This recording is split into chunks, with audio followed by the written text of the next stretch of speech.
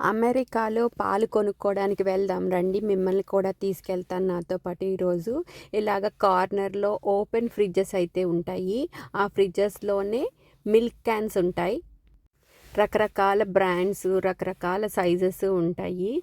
పైన అయితే ఇలాగ హాఫ్ గ్యాలన్ బాటిల్స్ ఉన్నాయి. హాఫ్ గ్యాలనే కాదు, కింద షెల్ఫుల్లో అయితే 1 గ్యాలన్ బాటిల్స్ కూడా ఉంటాయి. ఫుల్ క్రీమ్ అని, 2% మిల్క్ అని, 1%. అంతేకాకుండా ఫ్యాట్ ఫ్రీ మిల్క్ కూడా ఉంటాయి. జస్ట్ మిల్కే కాదు, స్ట్రాబెర్రీ మిల్క్, చాక్లెట్ మిల్క్ కూడా గ్యాలన్స్ దొరుకుతాయి. మనకి ఏది కావాలంటే అది తీసుకోవడమే. పెద్దవే కాదు, ఇలాగ హాఫ్ లీటర్ బాటిల్స్ కూడా ఉంటాయి. ఇందులో కూడా full cream, strawberry milk, chocolate milk, అన్ని రకాల ఫ్లేవర్స్ ఉంటాయి. ఎవరి అవసరానికి తగ్గట్టుగా వాళ్ళు ఆ సైజ్ బాటిల్ కొనుక్కోవచ్చు. ఏ సైజ్ బాటిల్ అయినా కూడా 10 డేస్ వరకు మిల్క్ పాడవ్వదు. ఇంతకీ మరి నేను ఏం కొనుక్కున్నానంటే 2% మిల్క్ కొనుక్కుంటాం మేమైతే.